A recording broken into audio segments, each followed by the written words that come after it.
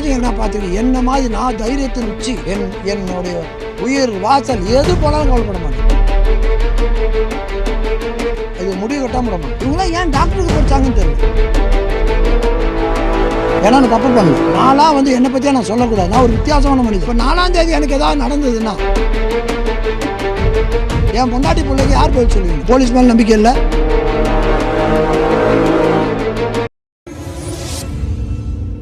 நான் வந்து எல்லாமே பூத்துக்கு பசங்களை போட்டு வச்சிருக்கேன். யார் எங்கள் டிவிகே பசங்களையும் என்னோட பசங்க ஜூனியர்ஸை போட்டு வச்சிருக்கேன். ஏன்னா இவர் கில்லாடி அதில் பின்ட்ராப் இதில் பயங்கரமாக தப்பு பண்ணுவார் அப்படின்னு எல்லா ஆட்சியிலும் சொல்லுவாங்க. இப்போ இவர் நாங்கள் வந்து பூத் கேப்சர் பண்ணி ஓட்டு போட போகிறான்றனால அவங்களை யாரும் நான் வரவே அன்னைக்கு நான் வர வச்சிருந்தா பெரிய சண்டை ஆயிருக்கும். ஏன்னா அவரு கூட இருக்க ஆளுங்க காசு வச்ச ஆளுங்க. இங்கே இருக்கிற 5 பேரை பார்த்துக்கோங்க சார், சேலஞ்ச் பண்ணுறேன் சார். பயப்படுத்தியோ 10 கோடி 100 கோடி கொடுத்தா இவங்களை வாங்கிட்டீங்கன்னு சொன்னால் எம்எல்ஏ பதவியை ரிசைன் பண்ணிடுறேன். உங்களுக்கு தெரியும், ஆர்பர் தொகுதியில் சினோர் அசோக் என் பேர். அங்கே HRNC மினிஸ்டர் சேகர் பாபு எடுத்து அங்கே நின்றேன் டிவிகே சார்பா. அதில் ஓட்டு முடிக்கிற அன்னைக்கு 6 மணிக்கு ஓட்டு முடிகிறதுக்கு முன்னாடி 5:20க்கெல்லாம் வந்து என் ஆஃபீஸ் ரெகனைஸ்டா என் கட்சியோட அலையன்ஸ் ஆஃபீஸ் உட்காந்துக்கும் போது ஆஃபீஸ் வாசலில் ஒரு 50-60 பேரோட வந்து பொருளை கொண்டான்னு சொல்லி எல்லா கத்தியோடையும் கர்ச்சீஃப் கட்டிக்கிட்டு வர வேண்டிய அவசியம் என்ன சார்? ஒரு கர்ச்சீஃப் கட்டிட்டு வர வேண்டிய அவசியம் என்ன?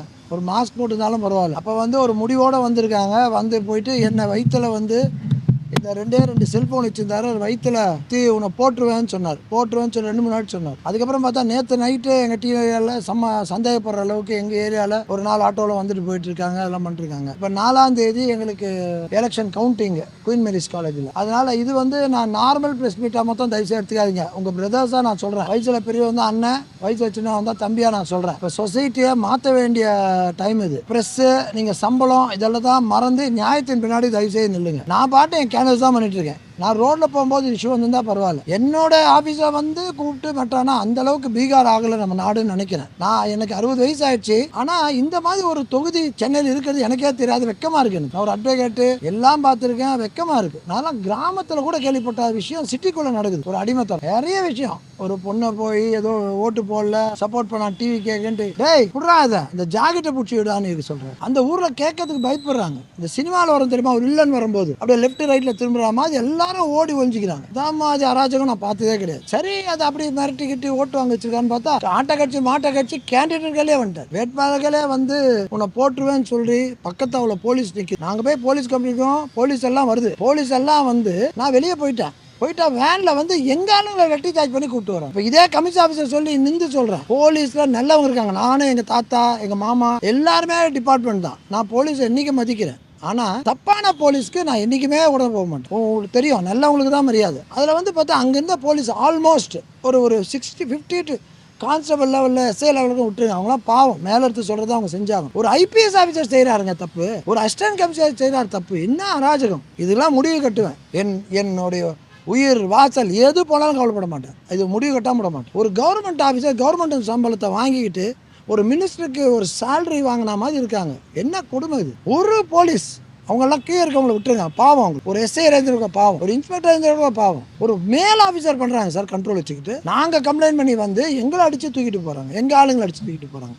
அவர் போட்டுருவேன்னு சொன்ன உடனே சோமோட்டாவாக பண்ண வேணாமா? நான் ஒரு லீகல் அட்வொகேட். நான் கோர்ட்டில் போய் கூட ஆர்டர் வாங்கி FIR போடுறது ஒரு விஷயமே கிடையாது அவர் மேலே. எனக்கு நான் எப்படி பண்ணணும் தெரியும். நான் பண்ண போறேன்னு சொல்லி என்ன அன்னைக்கு ஃபெயிண்ட் ஆகி விழுந்து சென்னை நேஷனல் ஹாஸ்பிட்டலில் போய் அட்மிட் பண்ணிட்டாங்க. ஃபெயிண்ட் ஆகி விழுந்து லோ BP, லோ பல்ஸ், இன்னும் 20 நிமிஷம் லேட்டாக வந்து இறந்து போயிட்டான்னு சொல்றாங்க. பேண்ட்லாம் கட்டிட்டு ICU எடுத்துட்டு போகணும்னு சொல்றாங்க. ICU எடுத்துட்டு போறான்னு சொல்றதுக்கு ஒரு எவ்வளோ தான் அவர் ஃபோன் பண்ணிட்டார் சேகர் பாபு, சென்னை நேஷனல் ஹாஸ்பிட்டல். அவங்க டாக்டர்ஸ்லாம் சர்வீஸ் பண்றாங்களா, இந்த ஆளுக்கு பயந்துட்டு இருக்காங்களான்னு எனக்கு புரியும். ஃபோன் பண்ணி சொல்லி உடனே டிஸ்சார்ஜ் பண்ணுங்க அப்படின்னு சொல்லி, சார் நான் அன்கான்சியஸ் இருக்கேன் அவங்க சொல்றாங்க. எல்லாம் பேண்ட் போடுறாங்க, பேண்ட் போட்டு GHக்கு எடுத்துட்டு போன்னு சொல்றாங்க. அப்போ நான் வந்து ஃபெயிண்ட் ஆகி போய் விழுந்து ஸ்ட்ரெச்சரில் கூட்டு போனாங்க. எல்லா வீடியோஸும் இருக்கு. ரிப்போர்ட்ல இப்படி எழுதுனவங்க அப்படியே ரிப்போர்ட்டை மாற்றி நான் கான்சியஸ் தான் வந்தேன்னு எழுதுறாங்க. ஏன்னா ஏஆர் காப்பி அங்கே ஆயிடுச்சுன்னா உங்களுக்கு தெரியும். அங்கே வந்து நான் என்ன பொசிஷனில் இருக்கேன்னு சொல்லணுமா, நோ எக்ஸ்டர்னல் இன்ஜுரி இப்படிலாம் ரிப்போர்ட்டை கொடுத்து பல்ஸ் கட்டாக இருக்கு, BP கட்டாக இருக்குன்னு கொடுக்குறாங்க. இவங்களாம் ஏன் டாக்டருக்கு படிச்சாங்கன்னு தெரியல. டாக்டருக்கு படிச்சு சர்வீஸ் பண்ணிட்டு ஒரு உயிரோட விளையாடி அவரா முக்கியம். அவர் பண்ண தப்பெல்லாம் முடிஞ்சு போச்சு. பட் ஆனால் ஒரு உயிரோட விளையாடி திருப்பி GH போனேன். அதுக்கப்புறம் எங்கள் ஆளுங்க எடுத்துட்டு போய் அப்போலோன்னு ஒரு பொய் சொல்லி அவர் அப்போலோவில் பேச போறான்னு சொல்லி நான் போய் ஒரு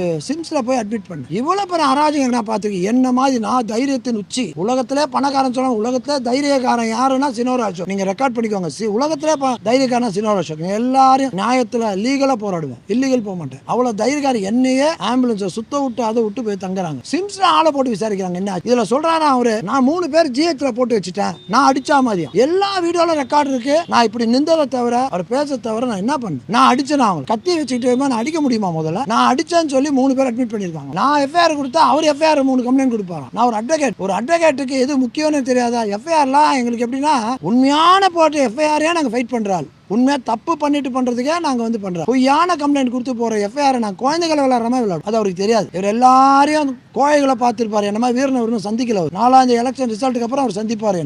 என்ன சார் நீ பண்ண தப்புக்கு 3 பேரை வச்சு மேல கம்ப்ளைண்ட் கொடுத்தா நான் பயந்துருவேன். நீ 3 இல்ல 300 பண்ணு, எஃப்ஐஆர் பண்ணா கவலைப்பட மாட்டேன். ஏன்னா நான் தப்பு பண்ணல, நான் கடவுளை நம்புறேன். நீ கடவுள் ஒரு திருடம் போய் நான் செயின் ஸ்நாச் பண்ண போறேன், கடவுளே நான் காப்பாத்து, 100 தேங்காய் உடைகள் 101 தேங்காய் உடைகள் காப்பாற்றிடுவானா? தப்புக்கு காப்பாற்றுவானா கடவுள்? நீ தப்புக்கே உன்னை இவ்வளவு தூரம் எம்எல்ஏ ஆகி 10 வருஷம் அழகு பார்த்துருக்கானா? நான் தப்பு பண்ணா என்ன அழகு பார்ப்பேன் கடவுள்? இனிமே அன்னைக்கு இருக்கு உனக்கு ஆரம்பிச்சிச்சு. எங்க துறைமுகம் தொகுதிக்கு ஒரு நரகாசுரன் வந்து அழிஞ்சு போய் 4ஆம் தேதி அன்னைக்கு தான் தீபாவளி. எங்க துறைமுக தொகுதியில அடிமத்தனத்தின் உச்சி சார். ஒரு 5 ரூம் உள்ள வீட்டுள்ள பூந்து போய் ஒருத்த கத்திய வாங்கி கெட்ட வார்த்தை சொல்லி வெட்டி டிவி கேட்க போறியான்னு போய் அந்த பையன் வரவே இல்லை சார். இன்னைக்கு வந்து சொல்றான் ஒரு லேடியோட விடுறோம். என்ன சார் இது போலீஸ்? எதுக்கு சார் போலீஸ்?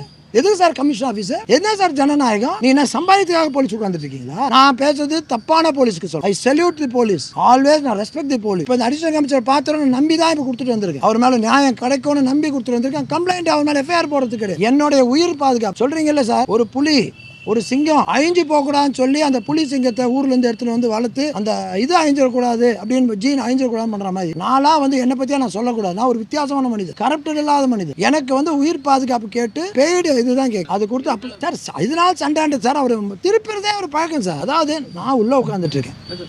சம்பந்தமில்லாத ஆட்கள் அங்கே இடைத்தராகவும் அவர்களை வந்து சொல்லியும் வந்து சார் இதுக்கு மேலே சார் நான் அரசியல்லாம் வராது சார். இல்லை சார் நான் அரசியல் எனக்கு வராது சார். கடவுளை நம்புறோம் சார். மனசாட்சி தெரியும் எதுவும் பொய் பேச வராது சார். நான் ஒரு வித்தியாசமான அரசியல்வாதியே கிடையாது சார். நான் சராசரி மனுஷன் சார். ஆண்டவன் பார்த்துப்பான் சார். இதுக்கு மேலே பதில் ஒன்றும் இல்லை சார். கேட்குற கேள்விக்கு மன வருத்தத்தில் எனக்கு ஒரு மாதிரி எமோஷனில் பேச. அதாவது சார் நான் பாட்டு உட்கார்ந்து இருக்குது 5:20 நீ குடும்பத்தை வந்துட்டு போனை வச்சு எல்லாம் ரெக்கார்டு இருக்கு சார். பொருளை போட்டு வா அப்படின்னு சொல்லி 60 பேரை வந்து கட்சி பேன்சர் கட்டணும் ரெக்கார்டில் இருக்க சார். வெளியாள் இருக்காங்க துரத்த வரேன்னு சொல்லி நீ வெளியால கூப்பிட்டு வந்தது கரெக்டா சார்? என் புள்ள வந்து டி நகர் தொகுதி சார். என் புள்ள அங்கே வெளியே தொகுதி தான். அவன் இருக்கக்கூடாதா? என்னோட ஜூனியர் ஒரு அட்வொகேட். நான் எலெக்ஷன் நிற்கும் போது எனக்கு ஹெல்ப் பண்றது யார் பண்ணுவோம்? எனக்கு ஒரு பர்சனல் அசிஸ்டன்ட் இருப்பான், மருந்து குடிக்கிறதுக்கு. அவன் வெளி தொகுதி இருப்பான், அவன் கூட நிற்க கூடாதா? நான் ரவுடி பசங்களை நிற்க வச்சேன். ஒரு ஆளை ப்ரூவ் பண்ணு. என்னோட ஜூனியர் அட்வொகேட்ஸ் எங்கால உட்காந்து கேனஸ் பண்ணிட்டு இருக்கோம், எங்க ஆபீஸ்ல இருக்கும். அப்ப நீ எங்க ஆபீஸ்ல வந்துட்டு நீ வெளியால வந்தேன்னு சொல்றது மாற்றுது இல்லையா? கிரிமினல் ட்ரெஸ்பாஸ்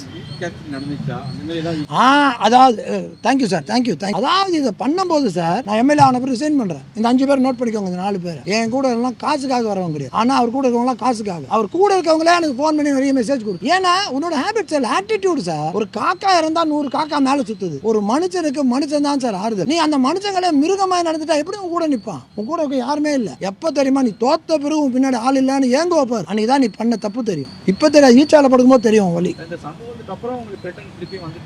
திட்டம் எனக்கு வரல. ஆனா இவர் ஆளுகளை போட்டு வச்சு அந்த நியூஸ்லாம் வருது. ஜிஹெச்ல அட்மிட், இன்னொரு ஜிஹெச்ல அட்மிட் பண்ணிருக்கு. எங்கள் வீட்டாண்ட ஆட்டோவில் வந்து 4-5 பேர் வந்துட்டு போயிருக்காங்க.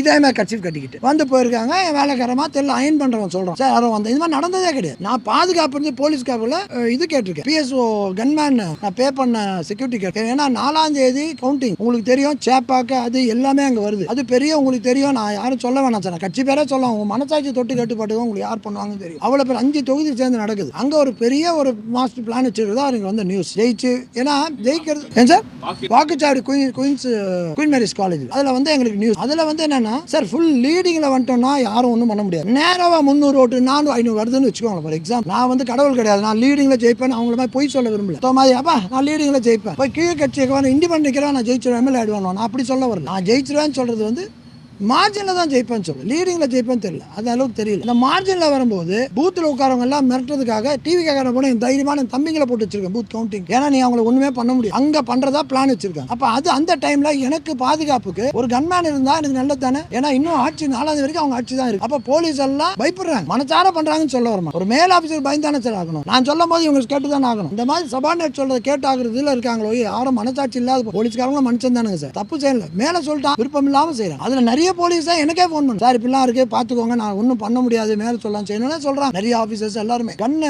அப்ளை கேட்டு போட்டிருக்கு. அதாவது என்னை பாதுகாக்க உரிமை எனக்கு இருக்கு இல்லையா, அது யாருக்களை கடவுள்களை முறையிடாமல் இவர்களை முறையிட்டிருக்கேன், நியாயம் கிடைக்குதான்னு பார்க்கலாம். அது தெரிஞ்சு இல்லைனா கூட நான் கோர்ட்டுக்கு போய் ஆர்டர் வாங்கிடுவேன். அது வந்து ஷார்ட் ஆஃப் டைம், ஏன்னா வெள்ளிக்கிழமையோட கோர்ட்டு முடியுது, ஞாயிற்றுக்கிழமையோட கோர்ட்டு முடியுது. அதனால இவங்க டிலே பண்ணி எனக்கு கொடுக்கலன்னு சொன்னாங்கன்னா நான் அப்புறம் கோர்ட்டு போய் வாங்க முடியும். இப்போ 4ஆம் தேதி எனக்கு ஏதாவது நடந்ததுன்னா என் பொண்டாட்டி பிள்ளைக்கு யார் பதில் சொல்லுவீங்க? 2 வார்த்தை அப்படின்ட்டு நாயை கத்துறாம சொல்லிட்டு போயிடுவாங்க ஜனங்க. பாவம். ஆனா நான் இருக்கணும், சமுதாயத்துக்கு நான் மாற்றத்துக்காக இருக்கும். இன்னைக்கு கூட ஒரு மீட்டிங் வச்சிருந்தேன், டிவிக்கு எல்லாரும் சொன்னேன், ஹெல்மெட் போடாம போனா மாட்டினா நான் வரமாட்டேன், குடிச்சிட்டு வண்டி ஓட்டினா வரமாட்டேன், நீ போய் ஒரு திமுக நாளைக்கு அடிச்சுனா வரமாட்டேன், அவன் தான் பண்ணான்னு நீ ஆட்சி பிடிச்ச உடனே நீ போய் அடிக்க கூடாது. எந்த வித அன்பால மாத்து. நீ போய் ஒரு 10 பேர் சேர்ந்து ஒரு திமுக அடிச்சுட்டு போலீஸ் இருக்குன்னு பண்ணா அப்புறம் நாளைக்கு போலீஸ் எதுக்கு? நாளைக்கு நாங்க வந்த பிறகு நாங்க சொல்றதா போலீஸ் கேட்கலாம் நான் வச்சுக்கவே மாட்டேன் சார். ஏன் திமுக காரன் இன்னைக்கு சொல்றேன், ஒரு டிஎம்கே காரன் அடிச்சிருந்தாருன்னா தலையாட மாட்டேன், நீ போய் பார்த்துக்கணும்னு சொல்லு. இதுதான் என் குணம். எல்லா மனுஷனும் ஒண்ணுதான், நீ கட்சியில் இரு, இதுதான் என்னோட ஸ்டைல். அதனால அந்த தொகுதியை மாத்தி போதையில் இருக்கவங்க எல்லாம் மாத்திரன்ற எண்ணத்துக்கு தான் நாங்க போறோம், நல்ல எண்ணத்துக்கு தான் போறேன். அதற்காக எனக்கு கடவுள் கூட இருப்பாரு நம்புறேன். இந்த பிஎஸ்ஓ கேட்டிருக்கேன், கடவுள் மேல இருக்க நம்பிக்கை, எனக்கு போலீஸ் மேல நம்பிக்கை இல்லை, கடவுள் மேல நம்பிக்கை. அவங்க மைண்டை மாத்தி எனக்கு கொடுத்துருவாருன்னு நினைக்கிறேன். அப்படி கொடுக்கலனாலும் உடனே இன்னைக்கே கொடுத்துருவாங்கன்னா நல்லா, இல்லன்னு சொல்லிட்டு நான் நாளைக்கு கோர்ட்ல போட்டு வாங்கி 2ல 1 இல்லைன்னா இன்னைக்கே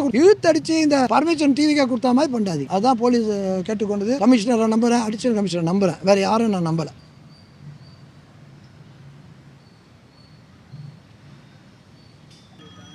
இல்லை சார், அடிஷனல் கமிஷனர்